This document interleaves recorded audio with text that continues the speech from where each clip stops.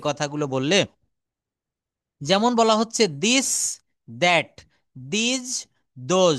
These মানে হচ্ছে এইগুলি, আর দোজ শব্দের অর্থ হচ্ছে ওইগুলি। এর সংক্ষিপ্ত বা আলাদা রূপ হচ্ছে দি। অর্থাৎ ডিমনস্ট্রেটিভ প্রোনাউনের সংক্ষিপ্ত রূপ হচ্ছে দি। আর এ, সরি, অন এর সংক্ষিপ্ত রূপ হচ্ছে এ অথবা অ্যান।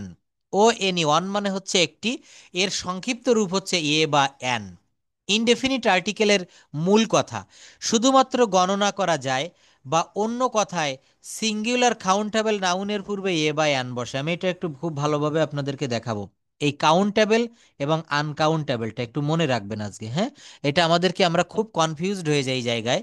শুধুমাত্র গণনা করা যায়, বা অন্য কথায় সিঙ্গুলার কাউন্টেবল নাউনের পূর্বে এ বা অ্যান বসে। এ বা অ্যান অনির্দিষ্ট করে কোনো একটিকে বোঝায়। যেমন এ বয় অনির্দিষ্ট করে যে কোনো একটি বালক। অ্যান আপেল অনির্দিষ্ট করে যে কোনো একটা আপেলকে বোঝাচ্ছে।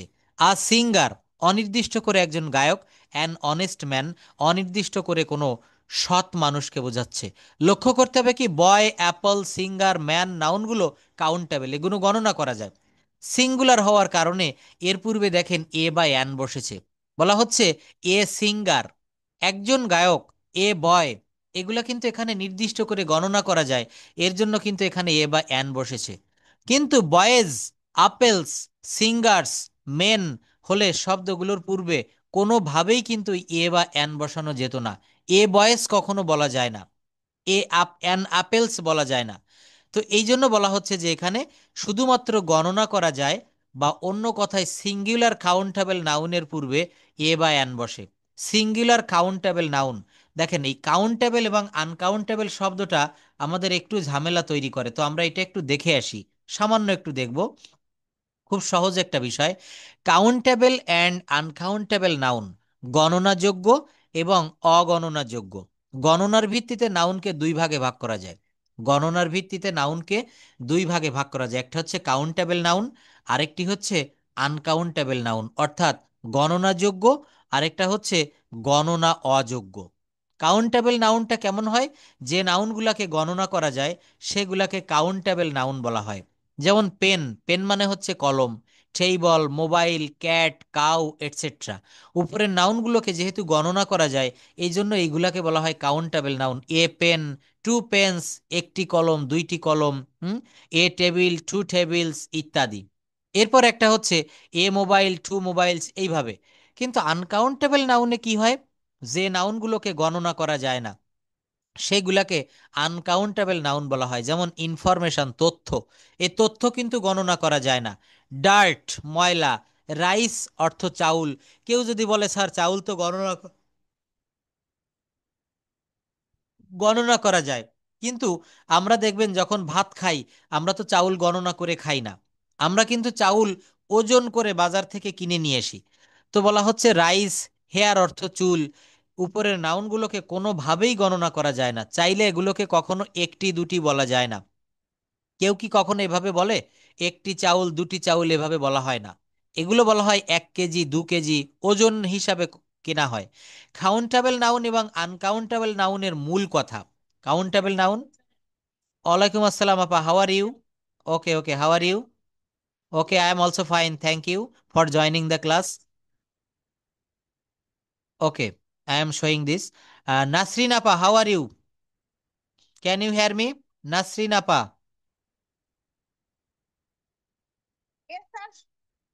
হ্যাঁ, ওয়ালাইকুম আসসালাম।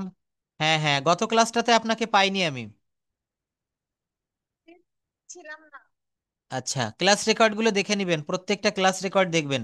এই যে দেখেন কাউন্টেবল আনকাউন্টেবল নাউন পড়াচ্ছি, আমরা স্টুডেন্ট লাইফে ওইগুলো পড়েছি, কিন্তু খুব ভালোভাবে আমরা বুঝতে পারিনি। অথবা আমাদের যদি কারো কোনো জড়তা থেকে থাকে, এখনই হচ্ছে লাস্ট সুযোগ। হুম এরপর কিন্তু আপনারা সুযোগ পাবেন না। তো এইভাবে আপনাদেরও যদি কোনো পার্সোনাল কোনো ইয়ে থাকে যে sir, yes I have started about 5 minutes ago. আজকে আমি একটু দেরিতেই শুরু করেছি, আমি জাস্ট টাইমে শুরু করি, কিন্তু আমার এই নেটওয়ার্কের, ওকে, নেটওয়ার্কের সমস্যা হচ্ছিল, তো এই জন্য আজকে একটু দেরি হয়ে গিয়েছে। আমি 10টা 10-এ শুরু করেছি, 5-7 মিনিট আগে। ওকে, থ্যাংক ইউ। বলা হচ্ছে যে কাউন্টেবল এবং আনকাউন্টেবল, সহজ কথায় গণনা করা যায় আর গণনা করা যায় না, এই নাউনকে এখানে দুই ভাগে ভাগ করা হয়েছে। তো আমরা বলছি যে যেগুলোকে গণনা করা যায় সেগুলো কাউন্টেবল, আর যেগুলো গণনা করা যায় না সেগুলো হচ্ছে আনকাউন্টেবল। কাউন্টেবল নাউন সিঙ্গুলার এবং প্লুরাল উভয়ই হতে পারে। সুন্দর একটা কথা বলেছে যে কাউন্টেবল নাউন, এখানে কাউন্টেবল নাউন সিঙ্গুলারও হতে পারে, প্লুরালও হতে পারে। অন্যদিকে আনকাউন্টেবল নাউন সর্বদা সিঙ্গুলার হয়। যেমন দেখেন, অ্যাডভাইস, ইংরেজি পড়তে গেলে আনকাউন্টেবল নাউনগুলো বারবার চোখে পড়ে। অ্যাডভাইস অর্থ উপদেশ, কারেজ অর্থ সাহস, ইকুইপমেন্ট উপকরণ, নলেজ অর্থ জ্ঞান, এগুলা রয়েছে। আনকাউন্টেবল নাউন সমূহকে বিশেষ ফ্রেজ ব্যবহার করার মাধ্যমে কাউন্টেবল করা যায়। আনকাউন্টেবল যে নাউনগুলো, এইগুলোকে আবার কাউন্টেবল করা যায় বিশেষ কিছু ফ্রেজ ব্যবহার করে। যেমন আমি বলছি অ্যাডভাইস, ADVICE, অ্যাডভাইস মানে হচ্ছে উপদেশ। এটা কিন্তু দেখেন উপরে লেখা রয়েছে আনকাউন্টেবল নাউন। তো কেউ যদি আমরা এই আনকাউন্টেবল নাউন অ্যাডভাইসকে কাউন্টেবল গণনাযোগ্য করতে চাই, তখন এইভাবে হবে: a piece of advice, a piece of advice, two pieces of advice. হ্যাঁ, ফার্নিচার, দেখেন এটা কিন্তু আনকাউন্টেবল নাউন, আসবাবপত্র। তো এটাকে যখন আমরা কাউন্টেবল করব, a piece of furniture, two pieces of furniture. Soap, soap মানে হচ্ছে সাবান, a bar of soap, two bars of soap. Bread অর্থ রুটি, এ পিচ অফ অথবা এ স্লাইস অফ বা এ লোফ অফ ব্রেড, অথবা টু পিসেস অফ ব্রেড। মনে রাখবেন এই ফ্রেজগুলো, a piece of, a bar of, এইগুলা ব্যবহার করে কিন্তু এইগুলা ব্যবহার করে এই আনকাউন্টেবল নাউনকে কাউন্টেবল করা যায়। আচ্ছা, আনকাউন্টেবল নাউন। হুম, অবশ্যই। হুম,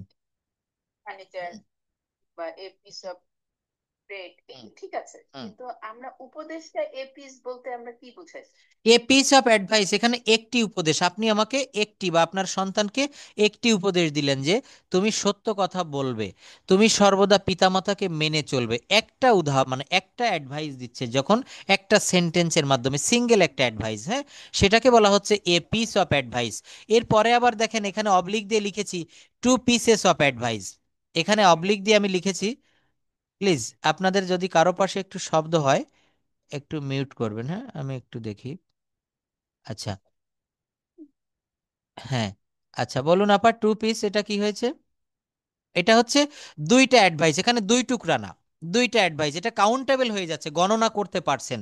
অর্থাৎ আপনি স্কুলে শিক্ষকতা করছেন, তো আপনি ছাত্রছাত্রীদেরকে বললেন তোমাদের আজকের ক্লাসে আমি একটি মাত্র উপদেশ দিব, সেটা হচ্ছে তোমরা সবাই মন দিয়ে লেখাপড়া করবে। এখানে শুধু অ্যাডভাইস বললে এটা আনকাউন্টেবল থেকে যায়, কিন্তু আপনি আজকের ক্লাসে একটি উপদেশ তাদেরকে দিচ্ছেন, এ পিস অফ অ্যাডভাইস। পিস মানে হচ্ছে এখানে টুকরা বা খণ্ড বা একটা অংশ, এটা কিন্তু তখন কাউন্টেবল হবে। ওকে, নেক্সট হচ্ছে, বলা হচ্ছে নিম্নে উল্লেখিত 8 ধরনের শব্দসমূহ কিন্তু আনকাউন্টেবল হতে পারে। আমরা অনেকেই কিন্তু এটা বুঝতে পারি না যে কোন কোন শব্দগুলো আনকাউন্টেবল হবে।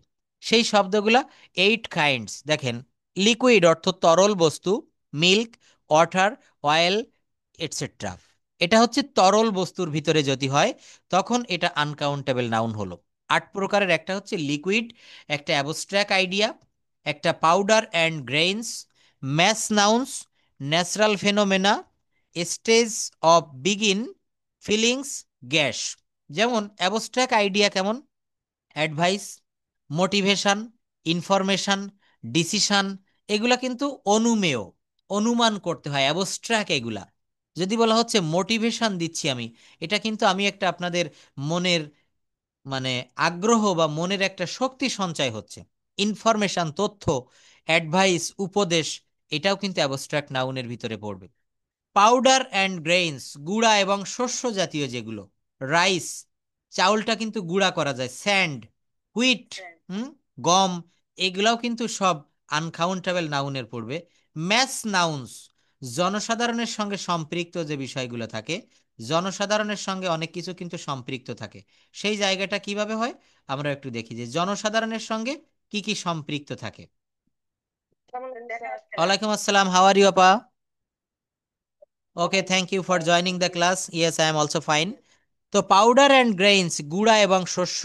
ম্যাস নাউন্স, ন্যাচারাল ফেনোমেনা, যেমন প্রাকৃতিক ঘটনা, বলা হচ্ছে সানশাইন, সূর্যের কিরণ, এটা কিন্তু ওজন করা যায় না, ধরা যায় না, ছোঁয়া যায় না, নিশ্চয়ই আমরা বুঝতে পারতেছি আনকাউন্টেবল নাউন।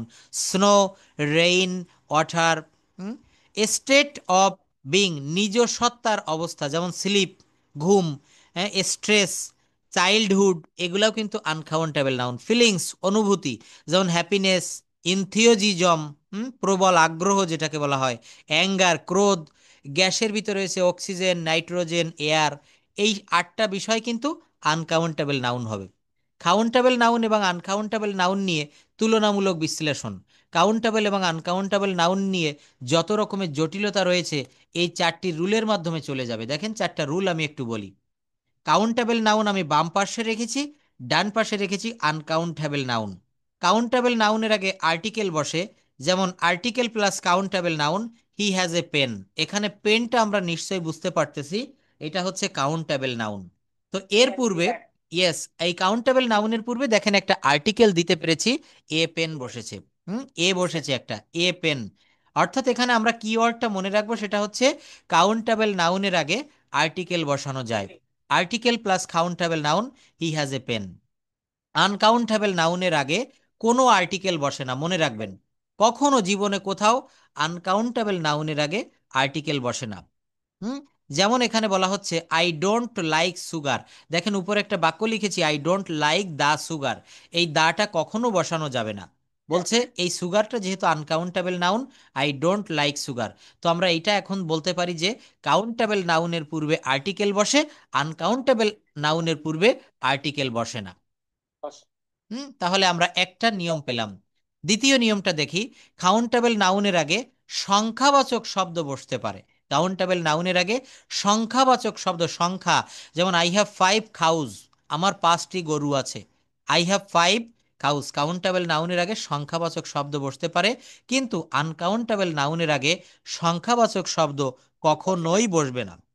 যেমন news has been telecast. News এখানে যদি বলা হয় 2 নিউজেস, 1 নিউজ, 5 নিউজ, এটা রং। বলতে হবে নিউজ হ্যাজ বিন টেলিকাস্ট, অর্থাৎ সংবাদ প্রচার করা হইয়াছে, টেলিকাস্টেড। তো এই যে দেখেন এখানে আই হ্যাভ 5 কাউস, এখানে কিন্তু 5 দেওয়া গিয়েছে একটা সংখ্যা। আনকাউন্টেবল নাউনের পূর্বে এই সংখ্যাটা কখনোই দেওয়া যাবে না। আনকাউন্টেবল নাউন আর কাউন্টেবল নাউন দেখেন, কাউন্টেবল নাউনকে সিঙ্গুলার থেকে প্লুরাল করা যায়। বলেছি কাউন্টেবল নাউনকে সিঙ্গুলার থেকে প্লুরাল করা যায়। যেমন আই হ্যাভ 2 পেন্স, এই পেন হচ্ছে কলম। তো এই কাউন্টেবল নাউন প্লাস এস বা ES, I have 2 pens, countable নাউনকে সিঙ্গুলার থেকে প্লুরাল, পেন। যদি বলা হয় আমার একটি কলম আছে, আই হ্যাভ এ পেন, অথবা আই হ্যাভ 1 পেন। কিন্তু যখন বলবো আমার 2টা কলম আছে, প্লুরাল করে দিলাম একটা সংখ্যাবাচক শব্দ দিয়ে, আই হ্যাভ 2 পেন্স। আনকাউন্টেবল নাউনকে কখনোই প্লুরাল করা যায় না। আনকাউন্টেবল নাউনকে কখনো প্লুরাল করা যায় না। যেমন আই নিড ফার্নিচার্স, এটা কিন্তু ভুল, ফার্নিচার্স বলেছি। বলতে হবে আই নিড ফার্নিচার, অথবা আই নিড সাম ফার্নিচার। আমার কিছু আসবাবপত্র প্রয়োজন। আপনি নতুন একটা ফ্ল্যাট বাড়ি করেছেন, ফ্ল্যাট কিনেছেন, সেখানে উঠবেন আই নিড সাম ফার্নিচার। ভুলেও কখনো আনকাউন্টেবল নাউনকে আমরা প্লুরাল করব না। আরেকটা রুল হচ্ছে কাউন্টেবল নাউনের পূর্বে ভার্বের সিঙ্গুলার বা প্লুরাল যে কোনো একটা হতে পারে। কাউন্টেবল নাউনের পরে ভার্বের সিঙ্গুলার বা প্লুরাল হতে পারে। যেমন দেখেন এ বয় ইজ কামিং, অথবা বয়েজ আর কামিং, বা boys are crazy to have it. অর্থাৎ এখানে এই যে বয় বা বয়েজ, এটা কিন্তু আপনি এখানে বলছে কাউন্টেবল নাউনের পরে ভার্বের সিঙ্গুলারও বসানো যায়, প্লুরালও বসানো যায়। এক জায়গায় প্লুরাল বসিয়েছি প্রথমে, বয়েজ আর ক্রেজি। আরেকটা এক জায়গায় সিঙ্গুলার বসিয়েছি, a boy is coming, a boy is coming. আচ্ছা, তারপর দেখেন আনকাউন্টেবল নাউনের পর ভার্ব সর্বদা সিঙ্গুলার হয়। কথাটা আমরা একটু মনে রাখবো। আনকাউন্টেবল নাউনের পর ভার্ব সারা জীবন সিঙ্গুলার হয়। যেমন দেখেন বলা হচ্ছে ইনফরমেশনস হ্যাভ। তো এখানে ইনফরমেশনস, এটা প্লুরাল করেছে, এটা হবে না, হ্যাভও হবে না। কারেক্ট কি হবে? Information has been provided, yes. তথ্য তাদেরকে দেওয়া হয়েছে, জানানো হয়েছে, ভাগ করে দেওয়া হয়েছে, ইনফরমেশন। অর্থাৎ মনে রাখবেন আনকাউন্টেবল নাউনের পরে ভার্ব সর্বদা সিঙ্গুলার হবে। আচ্ছা, এরপর দেখি একটু। আনকাউন্টেবল নাউন আর্টিকেলের আগে কাউন্টেবল অথবা প্লুরাল হিসেবে ব্যবহার করলে তার অর্থের পরিবর্তন হয়। আবার একটু বলি, আনকাউন্টেবল নাউন আর্টিকেল যোগে কাউন্টেবল অথবা প্লুরাল হিসেবে ব্যবহার করলে তার অর্থের পরিবর্তন হয়। কেমন দেখেন, আনকাউন্টেবল নাউনকে আমরা একটু আর্টিকেল দ্বারা পরিবর্তন করে দেখি, অর্থের পরিবর্তন হয়ে যায়, অন্য রকম শোনাবে। যেমন এগ্রিমেন্ট মানে হচ্ছে চুক্তি, এটা আমি কোনো আর্টিকেল দেয়নি, জাস্ট আমি লিখলাম এগ্রিমেন্ট, এর অর্থ হচ্ছে চুক্তি। কিন্তু আমি যদি এইটা লিখি অ্যান এগ্রিমেন্ট অথবা এগ্রিমেন্টস, এটার অর্থ হবে চুক্তির নথিপত্র। কোথায় চুক্তি আর চুক্তির নথিপত্র, দুইটা কিন্তু দুই রকম বিষয়। একটা দেখেন লাইট মানে হচ্ছে আলো, কিন্তু আমি যদি আর্টিকেল যুক্ত করে দেই এ লাইট অথবা লাইটস, এ লাইট অথবা লাইটস, তখন এটার অর্থ হয়ে যাবে বাতি। তো এখানে বলছে পেপার মানে কাগজ, কিন্তু যদি বলি আমরা পেপারস, দেখবেন বলছেন যে আমার অফিসে আমি নতুন চাকরিতে যোগদান করেছি বা আমি অবসর গ্রহণ করেছি, আমাকে অনেক পেপারস জমা দিতে হবে। তখন এই পেপার এটা সিঙ্গুলার থাকলেও কিন্তু আমি পেপারস যোগ করলে তখন কিন্তু এটা নথিপত্র হয়ে যাচ্ছে। পেপারস মানে তখন কাগজগুলি হচ্ছে না, নথিপত্র। ওয়ার্ক মানে হচ্ছে কাজ, আর অর্কস মানে হচ্ছে শিল্পকর্ম অথবা এ অর্ক। তো বলা হচ্ছে আনকাউন্টেবল নাউনের নাউন আর্টিকেল যোগে কাউন্টেবল অথবা প্লুরাল হিসেবে ব্যবহার করলে তার অর্থের পরিবর্তন ঘটে যায়। এরপর লক্ষণীয় সেটা হচ্ছে বুঝতে হলে জানার মাঝে ঘাটতি থাকলে এমনটি হতে পারে, এগ্রিমেন্ট যেহেতু আনকাউন্টেবল নাউন তাই এর পূর্বে কোনোভাবেই আর্টিকেল দেওয়া যায় না, এটিকে প্লুরাল করা যাবে না। কিন্তু এগুলোর পূর্বে আর্টিকেল ব্যবহার করা যাবে এবং নাউনটিকে প্লুরাল করা যেতে পারে, অর্থের পরিবর্তন ঘটাতে হবে, যেমন কেবলটি আমি দেখালাম। আনকাউন্টেবল নাউনের কিছু ব্যতিক্রম ব্যবহার আমরা একটু দেখব। I need a room in your house, এটার অর্থ হচ্ছে এই বাড়িতে বা আপনার বাড়িতে আমার একটি কক্ষ দরকার। দেখেন এখানে রুম একটি কিন্তু কাউন্টেবল নাউন, কিন্তু কি বললাম, uh I need a room in your house, এই বাড়িতে আমার একটি কক্ষ দরকার। There is no room for you in this house, এখানে রুম একটি আনকাউন্টেবল নাউন, এই বাড়িতে তোমার কোনো জায়গা নেই। ব্যতিক্রমটা দেখেন, বলছে আই নিড এ রুম, এখানে রুমটা কাউন্টেবল হয়ে গেল। ইন ইয়োর হাউস, আপনার বাড়িতে অনেকগুলো কক্ষ আছে, আমার সেখানে একটি কক্ষ দরকার। এটা হচ্ছে এখানে রুমের নিচে দেখেন দাগ দিয়েছি, এই রুমটা হচ্ছে কাউন্টেবল, গণনা করা যায়, এই বাড়িতে আমার একটা রুম দরকার। খুব ভালোভাবে আমরা দেখব।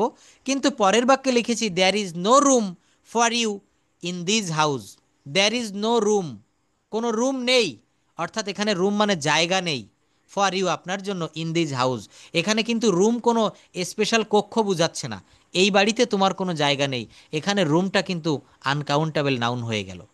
কত সূক্ষ্ম ব্যবহার দেখেছেন। এটা কম্পিটিটিভ এক্সামে, কম্পিটিটিভ এক্সামে কিন্তু এটা প্রায়ই আসে। নাসরিন আপা একটু ভালোভাবে খেয়াল করবেন। আর হচ্ছে আমাদের রবিউল ইসলাম ভাই একটু খেয়াল করবেন, এখানে যে খুব সূক্ষ্ম একটা বিষয়, বলছে I need a room in your house আর there is no room for you in this house. তো একটা এখানে রুম এক জায়গায় হচ্ছে কাউন্ট, আবার আবার বল। সেন্টেন্সে এ রুম বলতে একটি রুমকে কক্ষকে বুঝিয়েছে। আর দ্বিতীয় দ্বিতীয় বাক্যে, সেন্টেন্সে জায়গা। হ্যাঁ এখানে রুম অর্থ জায়গা বোঝাচ্ছে, তো জায়গা কিন্তু অর্থাৎ স্পেস, হ্যাঁ, একটা রুম না, এখানে টোটাল কোনো জায়গা বোঝাচ্ছে, এটা আনকাউন্টেবল, অগণনা হিসাবে এটা বোঝা যাচ্ছে যে এই বাড়িতে তোমার কোনো জায়গাই নেই। ইয়েস, হেয়ারের বিষয়টা তেমন, I have noticed A here in this soup, অর্থাৎ বলছে একটা স্যুপ রান্না করা হয়েছে, আমি দেখতে পাচ্ছি ওর ভিতরে একটি চুল পড়ে রয়েছে। তো এই এখানে কিন্তু হেয়ারটা হচ্ছে এ হেয়ার, এটা কাউন্টেবল নাউন হলো। আবার হেয়ারটা আনকাউন্টেবল নাউন হয়ে যায়, যেমন a lot of hair falls out every day, প্রতিদিন আমার মাথা থেকে অনেক চুল পড়ে যায়। তো এখানে এই হেয়ারটা কিন্তু এ লট অফ হেয়ার, প্রচুর পরিমাণে চুল, এখানে হেয়ারের নিচে দাগ দিয়েছি, এই হেয়ারটা হচ্ছে এখানে আনকাউন্টেবল নাউন। হুম। তো এখানে আমরা মূলত এই কাউন্টেবল এবং আনকাউন্টেবল যতটা পড়েছি বুঝে নিতে হবে। সেন্টেন্স অনুযায়ী বুঝে নিতে হবে, অ্যাবসলিউটলি রাইট।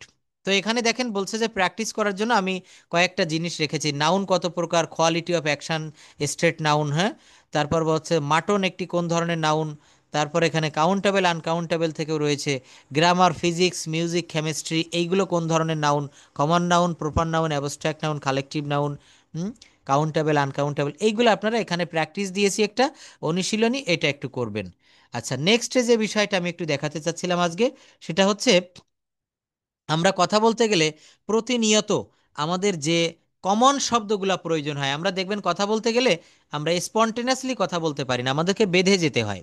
একটু দুই একটা সেন্টেন্স বললে মুখে আমাদের আর নতুন নতুন ওয়ার্ড দিয়ে আমরা বাক্য তৈরি করতে পারি না। কিন্তু আমরা সারা দিন একজন মানুষ সকাল থেকে রাত পর্যন্ত সে যে কথাগুলা বলে, সকাল থেকে রাত পর্যন্ত যে কথাগুলা বলে সেই কথাগুলা কিন্তু আমরা এখানে সংযোজন করেছি সেই ওয়ার্ডগুলা, বাংলা থেকে ইংলিশ এবং ইংলিশ থেকে বাংলা। একটু দেখবেন আপনারা, বলছে যে ইট মানে খাওয়া। আমরা প্রত্যেক দিন এই শব্দটা মিনিটে মিনিটে ব্যবহার করি। যেমন আমি ভাত খাই, হ্যাঁ আমি বিরিয়ানি খাই, আমি পান খাই, আমি চা খাই। ইট শব্দটা কিন্তু ইট প্রথমেই রেখেছি গুরুত্ব অনুসারে। এই ভার্বগুলা বা এই যে ওয়ার্ডগুলো আমরা কিন্তু এমনি এমনি করিনি। আমরা এগুলো কি করেছি, আমরা কিন্তু এগুলো একটা সিরিয়াল অনুসারে সাজিয়েছি। এই শীটটা অনেক আগে আমি দিতে চেয়েছিলাম কিন্তু আজকে খুঁজে পেয়েছি, এটা আমি দিব। আপনারা এখান থেকে এই ওয়ার্ডগুলা পড়বেন। কি কি আছে এখানে একটু পড়ুন তো। প্রথমে এই বাম পাশের গুলো একটু পড়তে হবে, আমরা একটু এগুলো আজকে স্টাডি করি। পড়ুন। টেক মানে খাওয়া। হুম। ড্রিঙ্ক ড্রিঙ্ক মানে পান করা। হুম। স্লিপ স্লিপ মানে ঘুমানো। হুম। স্পিক স্পিক মানে কথা বলা। ওয়াক ওয়াক মানে হাঁটা। রান রান মানে দৌড়ানো। সিট সিট মানে বসা। হুম। স্ট্যান্ড মানে দাঁড়ানো। রিড মানে পড়া। রাইট মানে লেখা। ওপেন মানে খেলা। ক্লোজ মানে বন্ধ করা। ধন্যবাদ। এখন পড়া। এই শব্দগুলা দিয়ে আমাদেরকে সঙ্গে সঙ্গে বাক্য তৈরি করতে হবে। ইট মানে খাওয়া, আই ইট রাইস। ড্রিঙ্ক মানে পান করা, I drink tea, I drink water, I drink coffee. হুম। তো এটা ইট দিয়ে করলেন। Now I am sleeping. তারপরে দেখেন সে মানে বলা। ভোকাবুলারি ভোকাবুলারি মুখস্থ করার সব থেকে ভালো পন্থা হচ্ছে সেই যে শব্দটা আপনি শিখবেন বা পড়বেন সেই শব্দ দিয়ে একটা বাক্য তৈরি করতে হবে। You have to make a sentence with this word. সে মানে, তাহলে মনে থাকে। হ্যাঁ, এটা এমনি দেখেন মানে গবেষণা করে কিন্তু এগুলো বের করা হয়েছে। এটা সবাই বলে, সব টিচাররাও বলে যে এই পদ্ধতিতে ওয়ার্ডগুলো মনে রাখতে হয়। এখানে আরো বলা হচ্ছে আপনি যদি সিরিয়াল অনুসারে দেখবেন অক্সফোর্ড বা অনেক ডিকশনারি, জয় ডিকশনারি পাওয়া যায়, এই ডিকশনারি থেকে আপনি সিরিয়াল মাফিক ওয়ার্ড মুখস্থ করতে থাকবেন, আপনি 1500-2000 ওয়ার্ড সর্বোচ্চ মুখস্থ করতে পারবেন। এবার যখন আরো সামনে আগাতে যাবেন দেখবেন পিছনেরগুলো অটোমেটিকলি এগুলো মন থেকে সরে যাচ্ছে, মনে থাকছে না আর এগুলো। তো যে কোনো নতুন ওয়ার্ড মুখস্থ করার সব থেকে ভালো উপায় হচ্ছে কথা বলতে গেলে, পথ চলতে গেলে বা কোনো কিছু পড়তে গেলে যদি কোনো নতুন শব্দ, নতুন ওয়ার্ড আপনার সামনে আসে সেইটা দিয়ে বাক্য করবেন এবং সেইটা নোটবুকে বা অন্য কোথাও কোনো স্লিপে লিখে রাখতে হবে। এখানে দিয়েছি ভার্ব ফর কমিউনিকেশন, দেখেন পার্ট বাই পার্ট করে দিয়েছি। একটা বলা হচ্ছে পজিটিভ অ্যাজেক্টিভ, নেগেটিভ অ্যাজেক্টিভ যেমন বিউটিফুল, ব্রেভ, ব্রাইট, ক্লেভার, হ্যাঁ ক্রিয়েটিভ। এখান থেকে একটু পড়েন তো, সফট অর্থ এটা পড়বেন। Adjective for test and smell, দেখেন অ্যারোমেটিক, বিটার, আমরা এইগুলো একটু পড়ি। ডান পাশের এইগুলো একটু পড়বেন। হ্যাঁ, যেমন অ্যাজেক্টিভ ফর, হ্যাঁ ফিজিক্যাল ডেসক্রিপশন, এই ডান পাশের এইগুলো একটু পড়ুন। অ্যাথলেটিক, জাস্ট হ্যাঁ, আমি একটু এনে দেই সামনে। আচ্ছা দাঁড়ান, এটা কোথায় চলে গেল? হ্যাঁ এই যে অ্যাথলেটিক্স। তারপর রয়েছে ব্লাড। দেখবেন অনেকের মাথায় চুল পড়ে যায় না, এটা কিন্তু ব্লাড বলে। হ্যাঁ। হ্যাঁ। হ্যাঁ ব্লাড। আচ্ছা তারপর সুন্দর। হুম। হুম। হুম। দেখেন এই শব্দটা কিন্তু আমাদের কাছে অনেকেরই, এই শব্দটা হয়তো একটু নতুন হতে পারে, এলিগ্যান্ট। এর অর্থ হচ্ছে মার্জিত। মডেস্ট যেটাকে বলা যায়, ভদ্র বলা যায় মডেস্ট, এলিগ্যান্ট। তারপর বলছে ফিট সুগঠিত, হ্যান্ডসাম সুদর্শন। হুম। এই দেখেন মাস্কিউলার পেশিবহুল, এই শব্দটা কিন্তু আমরা অনেকে জানি। স্লিম সরু। হুম। হুম। আচ্ছা, বয়স্ক। তো এখানে একটা লম্বা শীট, এটা আপনাদের পড়তে অনেক সময় লাগবে। এটা আমরা মিনিমাম 1 সপ্তাহ বা 10 দিন সময় নিব, প্রত্যেক দিন অল্প অল্প করে এখান থেকে পড়বেন। আর যদি কারো হাতে সময় থাকে তাহলে এই ওয়ার্ডগুলা দিয়ে বাক্য করবেন। হ্যাঁ বাক্য, সেন্টেন্স। এটা আপনাকে লেখা লাগবে না, আপনার সময় বাঁচানোর জন্য। হ্যাঁ পড়ে বলবেন আপনি, আপনার মোবাইলে রেকর্ড অপশন চালু করে সামনে রেখে আপনি বলে শব্দ তৈরি করবেন, বাক্য তৈরি করবেন, জাস্ট আমাকে পাঠিয়ে দিবেন। হ্যাঁ, এটা করলে দেখবেন এই যে যেমন এলিগ্যান্ট শব্দটা, তারপরে দেখবেন এখানে পড়বেন অনেক নতুন নতুন শব্দ পাবেন। অ্যানালিটিক্যাল, এই একটা শব্দে দেখেন অ্যানালিটিক্যাল, বিশ্লেষণমূলক। হ্যাঁ, এটা ইউজ হয়, হ্যাঁ। আমাদের ইউনিভার্সিটিতে অ্যাডমিশন টেস্টে অ্যানালিটিক্যাল অ্যাবিলিটি আসে, ঢাকা ইউনিভার্সিটির পরীক্ষায় এসেছিল, অর্থাৎ বুদ্ধির পরীক্ষা, বিশ্লেষণ করতে হয়। তারপরে ক্রিটিক্যাল, সমালোচনামূলক। তারপরে কম্প্রিহেন্সিভ, জটিল বা বিস্তৃত। ডিটেইলড মানে বিশদ। ফান্ডামেন্টাল, দেখেন নাম্বার 5-এ রয়েছে ফান্ডামেন্টাল। তো এখানে এই যে ওয়ার্ডগুলো আমি দিয়েছি, এই ওয়ার্ডগুলো কিন্তু অযথা কোনো ওয়ার্ড না। হুম। এই ওয়ার্ডগুলো কিন্তু অযথা আমি কোনো ওয়ার্ড দেইনি, আমরা কথা বলতে গেলে জাস্ট আমাদের যে ওয়ার্ডগুলো প্রয়োজন। স- চলে আসে। অবশ্যই সকাল থেকে, ঠিক বলেছেন আপনি, সকাল থেকে সন্ধ্যা পর্যন্ত, রাত পর্যন্ত আমরা যে কথাগুলা বলি। হ্যাঁ। হুম। এসছেন ম্যাথিউ হুম। এবং স্টেলা এসছেন দুইজনই। হুম। তো জাস্ট ওদের কথা বলতে বলতে আমাদের এনভায়রনমেন্টের উপর একটা প্রজেক্ট ছিল, প্রজেক্টের উপর কথা বলতে হুম। অনেক কথা এসে যায়, যে কথা নতুন নতুন ওয়ার্ড হলো আমরা ইউজ করি কিন্তু। ইউজ করি, অ্যাবসলিউটলি রাইট। তো দেখবেন এই যে নতুন নতুন শব্দ ইউজ করছেন, এই নতুন শব্দ বা পুরাতন হোক, আমরা এই যে একটা মিটিং ছিল, তাহলে মিটিং এ কোন ধরনের কথা এখানে আমাদের আলোচনা করতে হয়। এনভায়রনমেন্টাল হ্যাঁ। ইম্প্যাক্ট প্রজেক্ট তো স্যার হ্যাঁ। হ্যাঁ। ইউটিলিটির উপর একটা ছিল আমাদের, যে আমরা ডাইং সেকশন যে চালাই বা হুম। হুম। টিপি যে চালাই, হুম। হুম। ওয়াটার প্ল্যান্ট আপনি অবশ্যই জানেন স্যার। হুম। হুম। টপ প্ল্যান্টে আমরা যে টাইলস গুলো চালাই সেটা ক্ষতি করে আর কি আপনার ইয়েতে, মানে যখন ফিল্ডে পানিটা হুম। ছেড়ে দিই, যে রিডিউস করি যে হুম। পানিটা, হুম। এই পানিটাকে আমরা ইয়া করে, মানে ওটাকে কি বলে স্যার, প্ল্যান্টের মাধ্যমে আমরা হ্যাঁ। পিউরিফাই করে। পিউরিফাই করি, অবশ্যই অবশ্যই পিউরিফায়ার, ওয়াটার পিউরিফায়ার থাকে। তো দেখেন এখানে এই মিটিং হোক বা আপনারা বাসের ভিতরে হোক, শপিং মলে হোক, আমরা যে ওয়ার্ডগুলা ব্যবহার করি সেই ওয়ার্ডগুলাই কিন্তু এই আজকের যে পিডিএফ ফাইলটা দিব এর ভিতরে আপনারা সব পাবেন। এখানে most important adverb related vocabulary, এখানে শুধু অ্যাডভার্ব পাবেন, অ্যাডভার্ব রিলেটেড। যেমন অ্যাডভার্ব অফ টাইম, অলওয়েজ মানে সর্বদা, এগুলো সব adverb of time related. Never মানে কখনো না, অফেন প্রায়, রিয়েলি খুব কম, সামটাইমস কখনো কখনো, সুন শীঘ্র। দেখেছেন? তো হ্যাঁ, এই শব্দগুলো কিন্তু অ্যাডভার্ব রিলেটেড। পরে কিছু শব্দ দিয়েছি দেখেন, যেগুলো আমাদের টাইম রিলেটেড।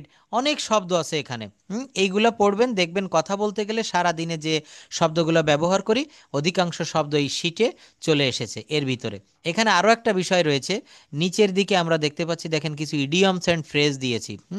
বাগধারা, বাগবিধি, হ্যাঁ, যেগুলো আমরা ক্লাস 9-10-এ বা আমাদের বাংলা ব্যাকরণে ছিল। এ বেড অফ রোজেস বলা হয়ে থাকে, life is not a bed of roses. হুম। জীবন পুষ্পসজ্জা নয়, ফুলের বিছানা নয়, life is not a bed of roses, it's a bed of thorn, এটা একটা কণ্টক সজ্জা, কাটার বিছানা।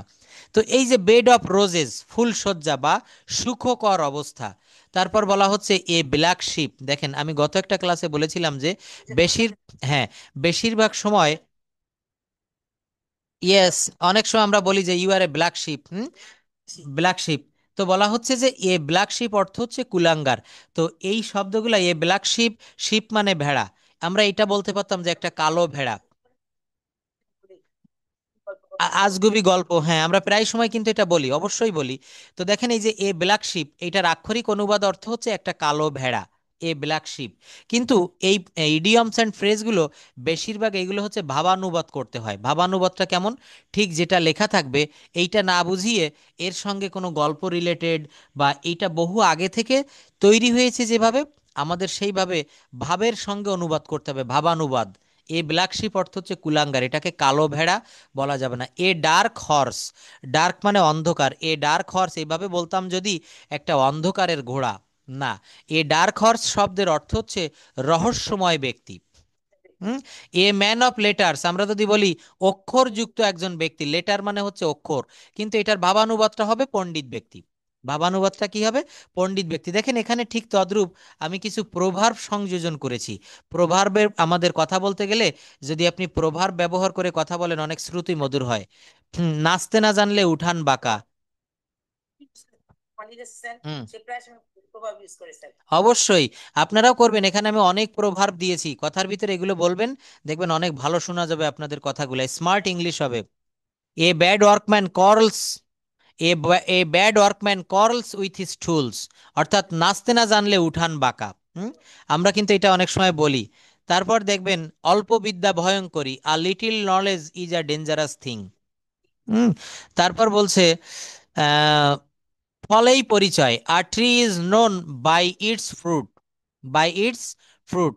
তারপর বলছে অতি লোভে তাতি নষ্ট, গ্রাস ফল লচল, চকচক করলেই শোনা হয় না, all that glitters is not gold.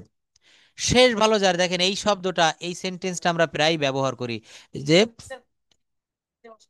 আসে, হ্যাঁ হ্যাঁ অবশ্যই আসে, এবং বলে অনেকে যে শেষ ভালো যার সব ভালো তার, all's well that's ends well. Hmm, যেমন কর্ম তেমন ফল, আমরা বলি না যে তুমি যেমন আজকে সারা বাংলাদেশে, হ্যাঁ আজকে সারা বাংলাদেশে এসএসসি পরীক্ষার রেজাল্ট দিয়েছে, তো বলছে as you sow so you reap. তুমি যেমন পড়াশোনা করেছো তোমার ফলটাও কিন্তু ঠিক তেমন। As you sow so you reap, SOW, sow মানে হচ্ছে বপন করা। আরেকটা পরে লিখেছি সো, SO, সো মানে হচ্ছে সুতরাং, তুমি যেমন কর্ম করবে সুতরাং তুমি তেমন ফল পাবে। ইয়েস। তো সিমিলার সাউন্ডিং ওয়ার্ড শো আর সো। আচ্ছা, তারপর দেখেন এখানে যত গর্জে তত বর্ষে না, আমরা বাংলায় এই প্রবাদটা ব্যবহার করি, বার্কিং ডগ সেলডম বাইট। দেখেন একটা ল্যাঙ্গুয়েজ, আমি গত একটা ক্লাসে আপনাদেরকে বলেছিলাম, মৌমাছি যেমন বিভিন্ন ফুল থেকে মধু সংগ্রহ করে তার মৌমাছির যে চাক, হানি কম্ব বলা হয়, এইটা আস্তে আস্তে বড় করে তোলে। একটা ল্যাঙ্গুয়েজ বলেন বা আমাদের জীবন বলেন, সব কিছুতেই কিন্তু একটা শিশু সে যখন 3 বা 4-এ পড়ে সে কিন্তু অনেক কথা জানে না, কিন্তু আপনারা এখানে যারা ক্লাস করছেন অনেকেই কিন্তু অনেক জানেন। এটা জীবনে একদিনে হয় না, এই প্রভার্ব পড়তে হবে, ইডিয়মস অ্যান্ড ফ্রেজ পড়তে হবে, উপরের দিকে যে নিউ ওয়ার্ডসগুলো দেখিয়েছি এগুলো পড়তে হবে, তবেই কিন্তু আপনি ল্যাঙ্গুয়েজটায় কথা বলতে পারবেন। আমরা দেখেন অনেক বয়স এখানে, আমাদের সব থেকে বেশি বয়সে ক্লাস করছে হোসনে আরা আপা, উনি কিন্তু প্রায় 60 আপ এজ, তারপরও উনি ল্যাঙ্গুয়েজটা শিখছে। তো কেন শিখছে? আমরা এতদিন কিন্তু এই ল্যাঙ্গুয়েজটা শিখেছি, কিন্তু সঠিক যে পথটা বা আমাদের সহজভাবে যেভাবে শেখা যায় সেইটা কিন্তু আমরা দেখি নাই। হুম, আমরা এই যে আমি যেভাবে আপনাদেরকে সাবজেক্ট, আমি বলেছিলাম সাবজেক্ট ভার্ব অবজেক্ট, প্রথমে এই যে কম্পোনেন্ট অফ সেন্টেন্সের ক্লাসে গতকাল দেখিয়েছিলাম, প্রথমে সাবজেক্ট খুঁজে বের করতে হবে। বলা হয়েছিল একটা লম্বা বাক্য শিখিয়েছিলাম যে স্বাধীনতা দিবস উপলক্ষে প্রধানমন্ত্রীকে গার্ড অফ অনার দেওয়া হয়, বা যে কোনো ছোট বাক্যই যদি বলি রহিম স্কুলে যায়, এখানে সাবজেক্ট হচ্ছে রহিম, তাহলে আমাকে প্রথমে কিছু সাবজেক্ট আয়ত্ত করতে হবে, আই, উই, হি, সি, ইট, কারো নাম, এরপর কিছু ভার্ব চিনতে হবে। ভার্বের শিট আপনাদেরকে বহুবার দিয়েছি তাই না? এই যে দেখেন এখানে রয়েছে ভার্ব ফর্ম, যেমন এপিয়ার মানে হাজির হওয়া, অ্যারাইভ মানে পৌঁছানো, আস্ক জিজ্ঞাসা করা। তাহলে আমাদেরকে সাবজেক্ট জানতে হবে, ভার্ব জানতে হবে, আমাদেরকে অবজেক্ট জানতে হবে। কি জানতে হবে? অবজেক্ট। যেমন আমি ভাত খাই, এই বাক্যের অবজেক্ট কি? ভাত। সে স্কুলে যায়, তারা ফুটবল খেলে, অবজেক্ট কি? ফুটবল। আমি যাই, আই গো, দেখেন আমি অবজেক্ট বাদ দিয়ে বাক্য করলাম, আমি যাই, আই গো। হ্যাঁ, তুমি যাও, ইউ গো, তারা যায়, দে গো। কিন্তু যদি বলি সে যায় তখন কি হবে? হি গোজ। আচ্ছা, আমি যদি ক্যান দিয়ে বলি তুমি আসো, কি হবে? You come. তুমি আসতে পারো, এই দেখেন ক্যান চলে এসেছে, তুমি আসতে পারো না, ইউ ক্যান্ট অথবা ইউ ক্যান নট। তুমি কি আসতে পারো? Can you come? হ্যাঁ আমি আসতে পারি। না আমি আসতে পারি না। No I can't come. তুমি কখন আসতে পারো? না, এখানে হোয়েনের পরে ক্যানটা দিতে হবে, when can you come, when can you come. দেখেন তুমি কখন আসতে পারে, কখন ইংরেজিটা হচ্ছে হোয়েন। দেখেছেন, এইটাকে বলা হচ্ছে বাক্য মানে সেন্টেন্স তৈরির একটা খুব সুন্দর নিনজা টেকনিক, যেটাকে বলা হয় বর্তমান, নিনজা মানে সুন্দর। অর্থাৎ এখানে বলেছি যে তুমি কখন আসতে পারো, হোয়েন ক্যান ইউ খাম। তুমি কেন তুমি আসতে পারো, কেন তুমি আসতে পারো, হোয়াই ক্যান ইউ খাম, কেন তুমি আসতে পারো না। Yes, why can't you come. Why can নটকে আমরা শর্ট ফর্মে বলবো can't, why can't you come. Hmm, তারপর কে, কে আসতে পারে, হু ক্যান কাম। কে আসতে পারে না, দেখেছেন ক্যানের ব্যবহার। এখানে আমরা যদি ক্যানের সঙ্গে ডুটা যোগ করে দেই তাহলে কেমন শোনা যায়? তুমি কাজটি করতে পারো। can do that. The work. You can do that. You work. Can do the work. You can do the work, খুব সহজ, তুমি কাজটি করতে পারো। তুমি কাজটি করতে পারো না? What? You can. আচ্ছা, আমরা ক্লাসটার একটা ধারাবাহিকতা মেইনটেইন করি। হ্যাঁ, আমি যেহেতু এখন আপনাদেরকে দিয়ে স্পোকেন প্র্যাকটিস করাচ্ছি, আমি একেবারে সিরিয়াল বাই বলি।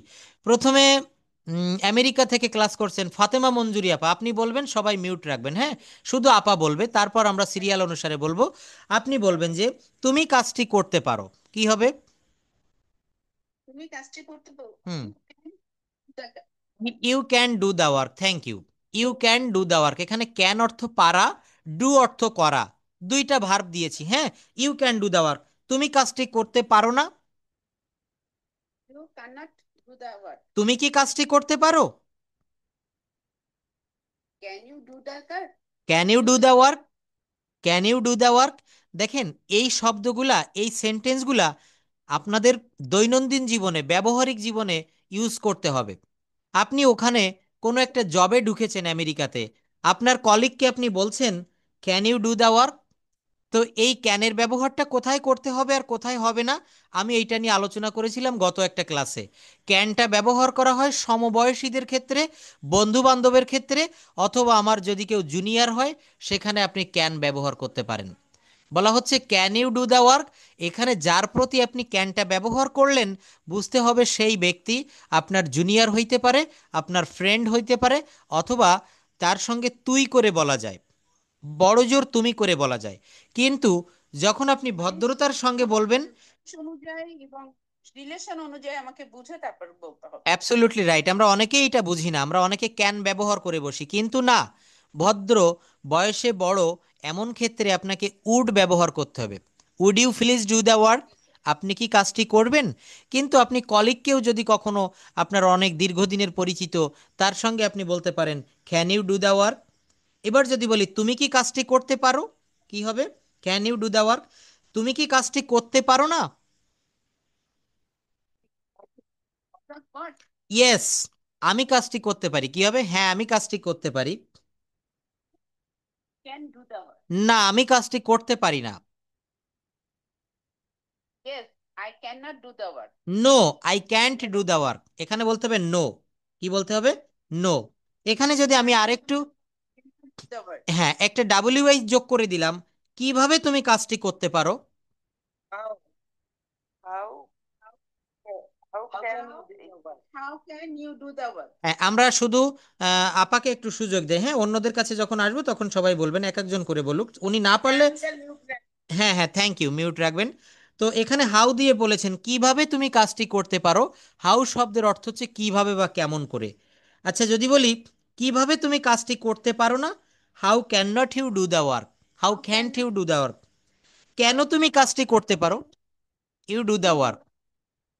কেন তুমি কাজটি করতে পারো? Why can you do the work? Thank you. কেন তুমি কাজটি করতে পারো না? Why why cannot do the you do the work? Why can't you do the work. তাহলে আমরা এখানে ক্যান এবং ডু এর ব্যবহারটা ফাতেমা মঞ্জুরি আপার কাছ থেকে শুনলাম। নেক্সট হোসনে আর আপা বলবেন, প্লিজ আপা, এবার আপনি আনমিউট করেন। আপনাকে এখানে দিব চা তৈরি করা দিয়ে। বলা হচ্ছে তুমি চা তৈরি করতে পারো। You can make the tea. You can make tea, বা you can make a cup of tea, যদি এক কাপ হয় এ কাপ অফ। তো বলছি ইউ ক্যান মেক টি, তুমি চা তৈরি করতে পারো না? You can't make tea. Thank you, you can't make tea. আমরা ক্যান নটকে শর্ট ফর্মে ইউজ করব সর্বদা, ক্যান্ট। তুমি কি চা তৈরি করতে পারো? Can you make tea? Can you make tea, তুমি কি চা তৈরি করতে পারো না? Can't you can't you make tea? Thank you. মনে করেন আপনার বাসায় যে কাজ করে, বা নতুন কেউ, বা আপনি কোথাও গিয়েছেন, একজন চা তৈরি করতে পারে না, ইংলিশে আপনি তাকে, বা আপনি ফরেন কান্ট্রিতে আপনার ছেলের বাসায়, বা আপনার মেয়ে, তারা তো বাহিরে থাকে, সেখানে গিয়েছেন, তো সেই বাসায় যে কাজ করে, বা মনে করেন ওখানে সবাই ইংরেজিতে কথা বলছে, আপনিও বলবেন যে তুমি কি চা তৈরি করতে পারো? কি করতে হবে তখন? Can you make tea. Hmm, তুমি কি চা তৈরি করতে পারো না? Can not you make tea. হ্যাঁ, আমি চা তৈরি করতে পারি, কি হবে? Can. Yes, I can make tea. Yes I can make tea, অথবা আমি 1 কাপ চা তৈরি করতে পারি, yes I can make a cup of tea. না, আমি চা তৈরি করতে পারি না। No, I can't make tea. তুমি কখন চা তৈরি করতে পারো? When you make tea. একটু ভুল হলো, হোয়েন ইউ হবে না। ইয়েস, এটা একটু খেয়াল রাখবেন। হোয়েনের পরে ডাব্লিউএইচ ওয়ার্ডের পরে, থ্যাংক ইউ, ডাব্লিউএইচ ওয়ার্ডের পরে আপনাকে সাবজেক্ট আনতে হবে। হোয়েন, সরি, ডাব্লিউএইচ ওয়ার্ডের পরে এখানে ক্যান আসবে, when can you make tea. When can you make tea. তুমি কখন চা তৈরি করতে পারো না? When you can't make tea. When you can't make tea, thank you.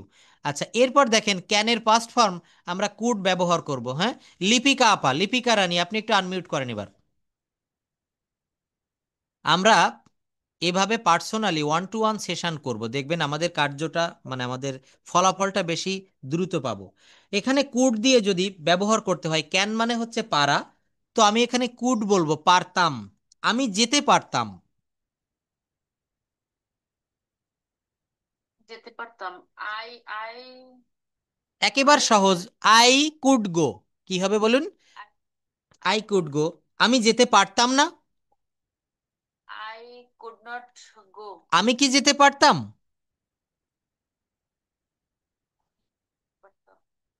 দেখেন এই যে বাক্যগুলা, 1 মিনিট, এই বাক্যগুলা খুব সহজে তৈরি করার একটা সুন্দর পদ্ধতি আমি দেখিয়েছি, অনেক আগে থেকে দেখাচ্ছি, আজও দেখাবো, পরবর্তীতেও দেখাবো, কিন্তু আপনাদেরকে স্মরণে রাখতে হবে। কি বললাম?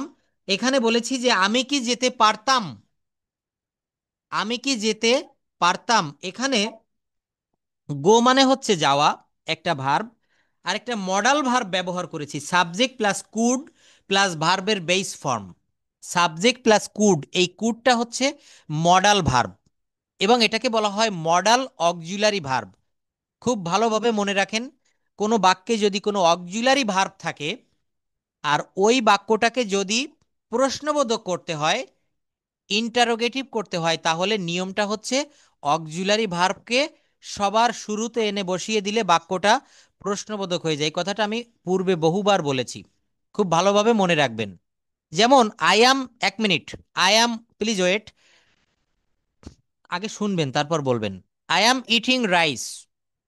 দেখেন এগুলো হচ্ছে একেবারে প্রি বেসিক, হ্যাঁ, এইগুলো না জানলে কখনো গ্রামারটা আপনি উপরে 20 তলা একটা ভবন তৈরি করতে গেলে তার যেমন বেসমেন্ট, ভিতটা খুব মজবুত করতে হয়, ল্যাঙ্গুয়েজটা শিখে কথা বলতে গেলে, এইটাতে আপনাকে ভালো কিছু করতে গেলে এই বেসিকটা জানা লাগবে।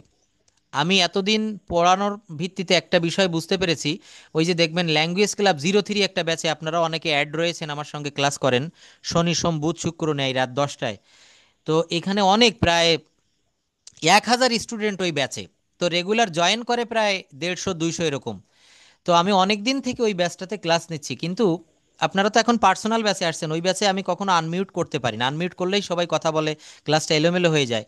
তো ওখানে ক্লাস নিতে গিয়ে আমি একটা বিষয় বুঝেছি, most of the students are weak in basic knowledge, তারা কিন্তু বেসিকটাতে দুর্বল।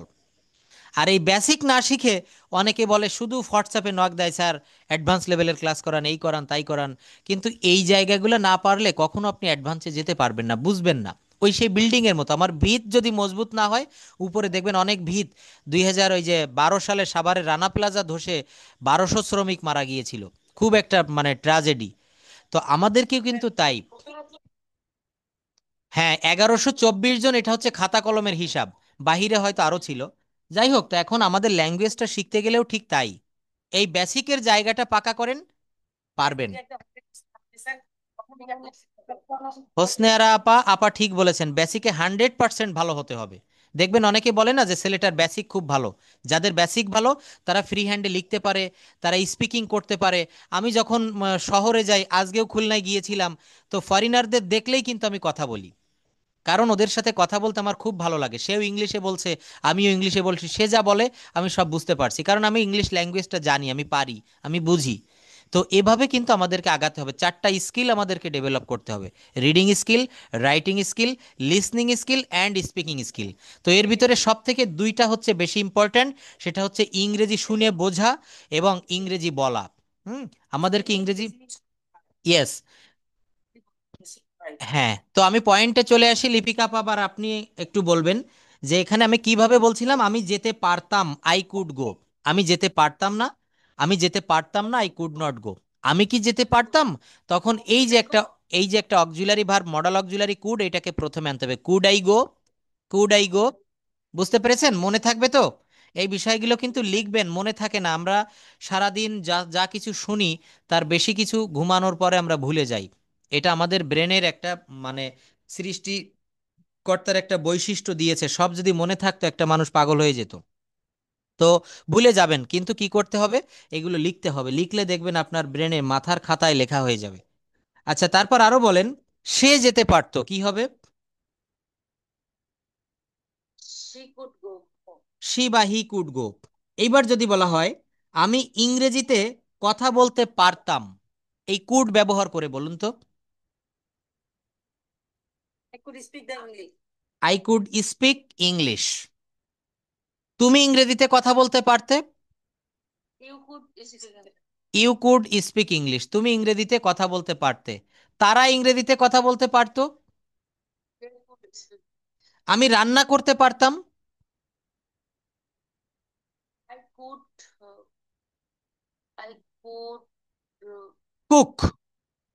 cook. কুক মানে রান্না করা। দেখেন এই যে কুক শব্দটাই যে আপনার বেঁধে গেছে, এখানে আপনি আর পারছেন না। তো এইগুলো আজকে যে পিডিএফ শিটটা আমি একটু আগে দেখিয়েছি, এইটা দিয়ে দিব।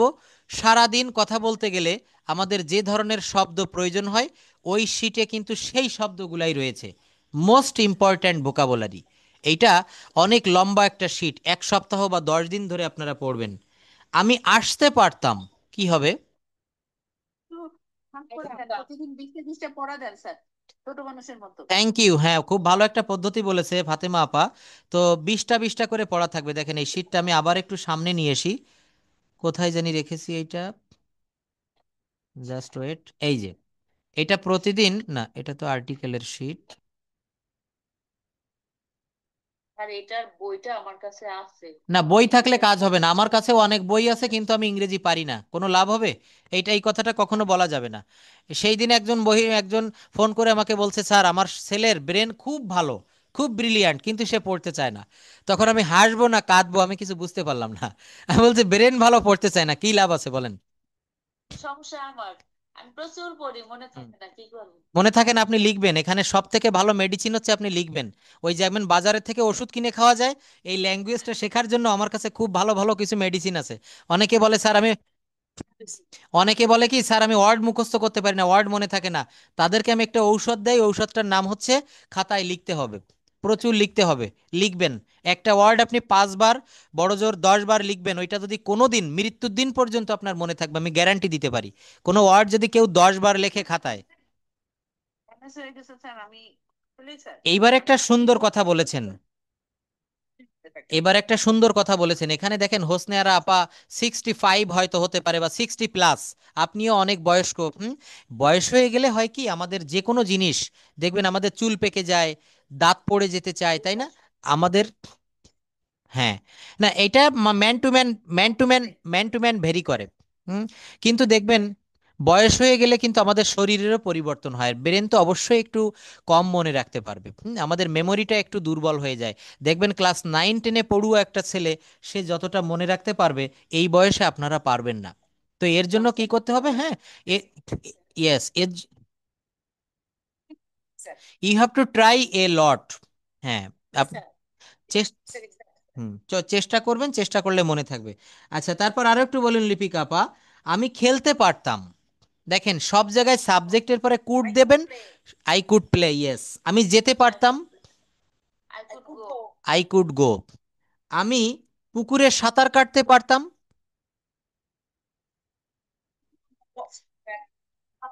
নো, এখানে এখানে সুইমিংটা দিবেন না প্লিজ, এখানে হচ্ছে সুইম দিতে হবে, ভার্বের বেস ফর্ম দিতে হবে। I could swim in the pond, I could swim in the river, I could swim in the ship. আমি ব্যায়াম করতে পারতাম, সে আমাকে সাহায্য করতে পারতো।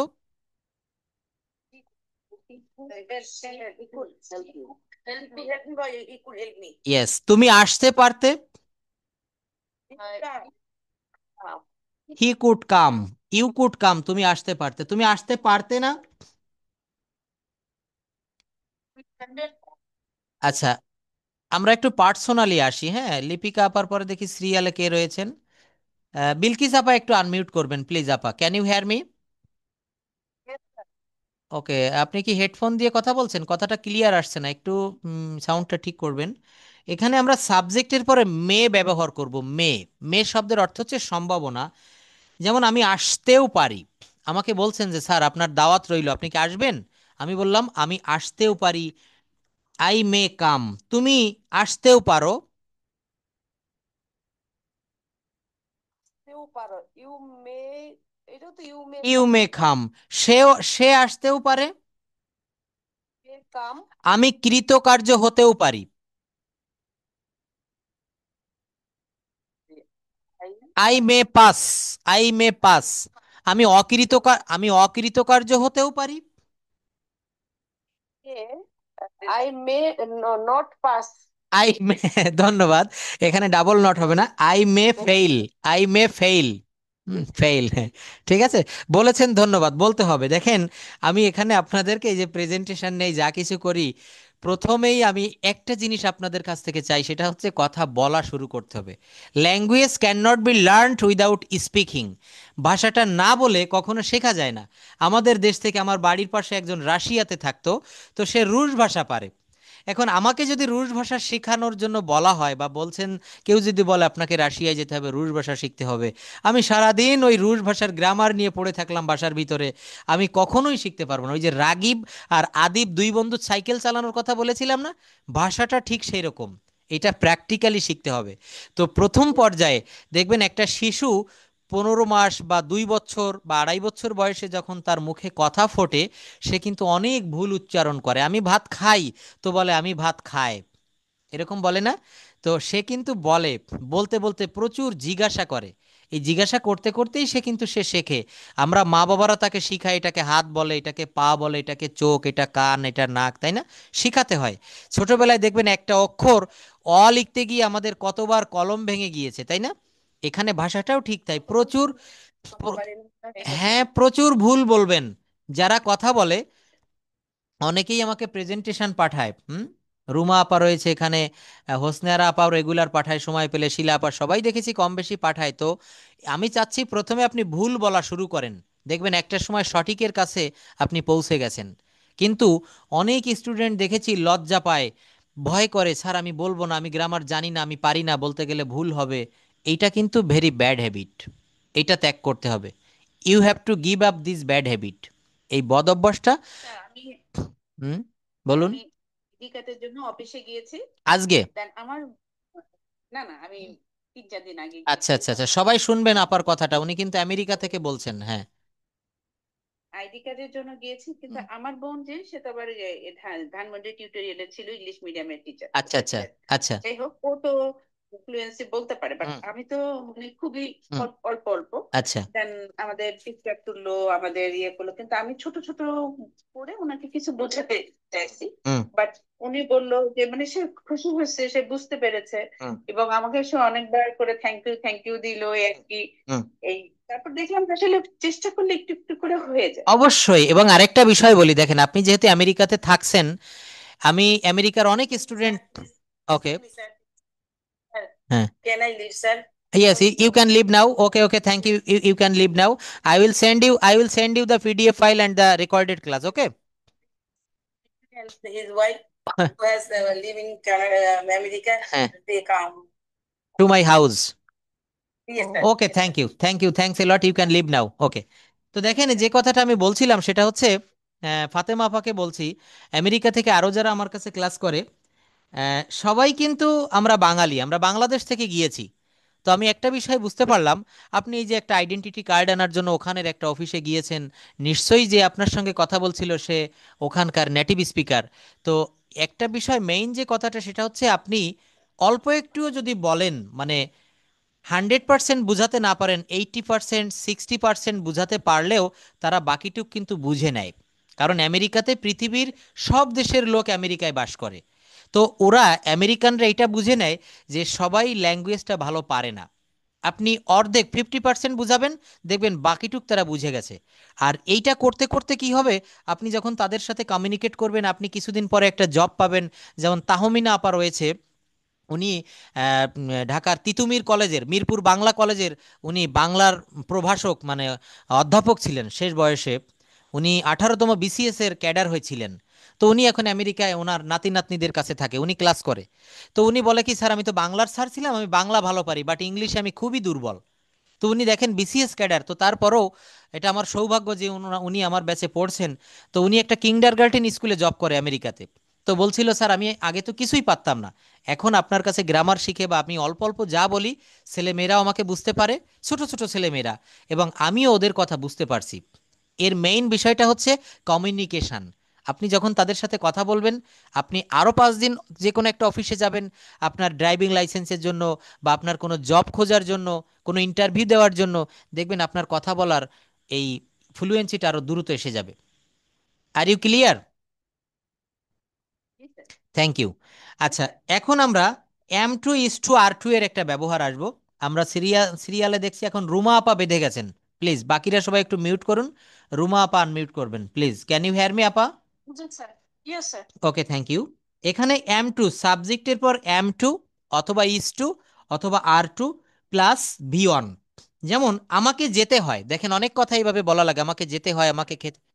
আই অ্যাম টু গো, তোমাকে যেতে হয়, ইউ আর টু গো। আমরা এখানে M2 দিব না, যেহেতু এখানে ইউ, তাহলে আর হবে। Thank you. তাকে যেতে হয়, দে হ্যাভ টু গো। না, তাকে যেতে হয়, তাকে, he is to go. He he has to go. He is to go, M2 is to R2। হ্যাঁ, হ্যাজ টুটা আবার আলাদা, ওইটা দেখাবো। হি ইজ টু গো, তাকে যেতে হয়। হুম। আমাকে পরিষ্কার করতে হয়, M2 clean.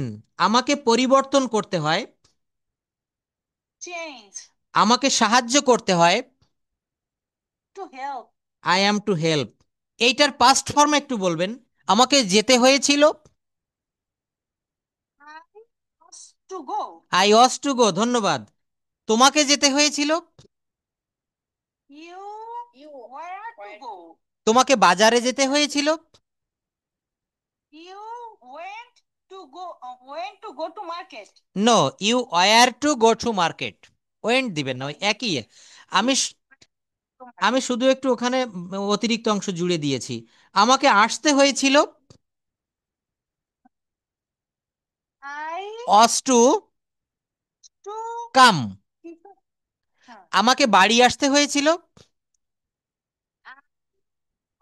Two come to my house. হ্যাঁ, টু মাই বা I was to come home, আমাকে বাড়ি আসতে হয়েছিল।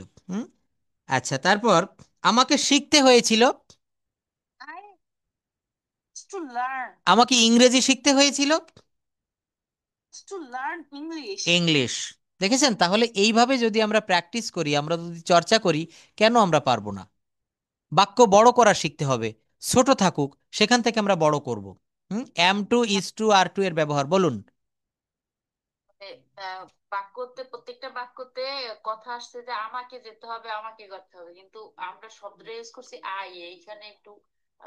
থ্যাংক ইউ, খুব ভালো। হ্যাঁ, এটা হচ্ছে, আইটা হচ্ছে সাবজেক্টিভ ফর্ম ব্যবহার করেছেন। এটা আজকে তো সময় নাই, আগামী ক্লাসে আমাকে স্মরণ করিয়ে দিবেন, সাবজেক্ট সম্পর্কে ডিটেইলস ক্লাস নিব।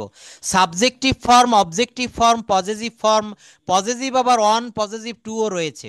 হ্যাঁ, লিপিকা আপা খুব ভালো প্রশ্ন করেছেন, একটা গভীরের প্রশ্ন, যে আমাকে যেতে হয় কিন্তু আই মানে তো আমি, তো আই মানে এখানে আমাকে কেন হলো, তাই না? এখানে সাবজেক্টিভ ফর্ম। ক্লাসে হুম, স্যার আপনার লেট দিয়েও কথা বলার কথা ছিল, যেহেতু আজকে টাইম শেষ, আগামীকালে ওই আগামী অবশ্যই। তবে ক্লাসের শুরুতে একটু স্মরণ করিয়ে দিবেন। আমি আরেকটা রুল দেখিয়ে তারপর শেষ করব। এটা শিলা আপার জন্য থাকছে এই রুলটা। এটা হচ্ছে subject plus must plus V one. Subject plus must plus ভিওন।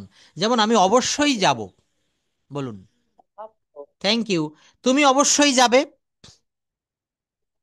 সে অবশ্যই যাবে, আমি অবশ্যই ইংরেজি শিখব, আই মাস্ট লার্ন ইংলিশ। তুমি অবশ্যই ইংরেজি শিখবে,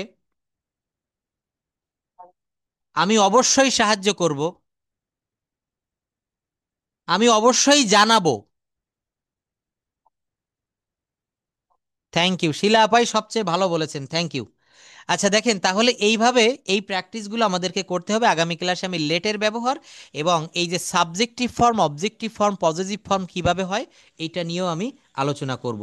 এবং আমি আপনাদের কিছু হোমওয়ার্ক দিয়ে দিচ্ছি, সেই হোমওয়ার্ক হচ্ছে দুই রকমের থাকবে। একটা হোমওয়ার্ক থাকছে হচ্ছে এই যে বাক্যগুলা, সরি ওয়ার্ডগুলো আমি দেখালাম আপনাদের সামনে, এখান থেকে 20টা না, যেহেতু আমরা এখানে সবাই মোটামুটি ম্যাচিউরড আছি, আমাদের একটু বেশি করে পড়াটা নিতে হবে। 40টা করে মুখস্থ করবেন এবং দেখবেন এই চল্লিশটার ভিতরে 35টাই আপনাদের জানা ওয়ার্ড রয়েছে, আর 5টা হয়তো অজানা হতে পারে। আর আরেকটা কাজ হচ্ছে এই যে সেন্টেন্স টেন্স রিলেটেড যে ট্রান্সলেশন, মা একটি গল্প বলছে, কুকুরটি ঘেউ ঘেউ করছে, এগুলো পড়ে রাখবেন। আমি এগুলো আজকে যেমন আপনাদেরকে বলার জন্য অনুরোধ করেছি, আগামীকালও ঠিক এইভাবে আমরা এইখান থেকে প্র্যাকটিস করব। প্লাস এই বিভিন্ন রুল আমরা প্রতিদিন, আমি কথা বললে, আমি একটা বিষয়ে খেয়াল করেছি, আমি কথা বললে আমার উপকার হচ্ছে, কিন্তু আমার তো শেখার দরকার নেই, দরকার হচ্ছে আপনাদেরকে শেখানো। তো আপনাদেরকে দিয়ে আমি কাজগুলো করাবো। আগামী ক্লাসে আমি কম কথা বলবো, আপনাদেরকে দিয়ে প্র্যাকটিস করাবো। তো দেখবেন এই জায়গাটা খুব বেশি দ্রুত ডেভেলপ হচ্ছে। So that's all for today. হ্যাঁ, বলুন বলুন। যখন ধরতেছে স্যার, একা একা আর পারি না। পারবেন আপা, পারবেন, একা একা প্র্যাকটিস আপনাদেরকে দিয়ে কথা বলাবো, এই প্র্যাকটিসগুলো আপনাদেরকে দিয়ে করাবো, আমার সাথে তো বলবেনই এবং আপনারাও নিজেরা প্র্যাকটিস করবেন। আমি তো 24। হ্যাঁ হ্যাঁ, ওই যে বললাম না সাইকেল চালানো, মনে করেন আপনি সাইকেল চালাচ্ছেন, মোটর সাইকেল, আমি পিছনে বসে আছি, কিন্তু আমি নেমে গেলাম, এবার আপনাকে একা একা সুযোগ করে দিলাম, তখন একা আপনাকে পারতে হবে। একা একা অবশ্যই পারবেন, চর্চা করেন, প্র্যাকটিস করলে হবে। তো এইভাবে আমরা সব কাজেই তো পারি, হুম। ইংলিশটা এত কেন কঠিন যে হয়ে গেছে স্যার, চেষ্টা করি তারপরেও হচ্ছে না। আপা, আমার কথাগুলো আমি যেভাবে বলছি একটু ফলো করে চলবেন, সহজ হবে। যেমন একটা ফলো করার কথা বলছি, হয়তো আমরা অনেকেই কম ওয়ার্ড জানি, আমরা ওয়ার্ড খুবই কম জানি। যেমন বিল্ডিং করতে গেলে সিমেন্ট, বালু, ইট, রড এইগুলা লাগে। তো এর ভিতরে মেইন একটা বিষয় হচ্ছে ইট।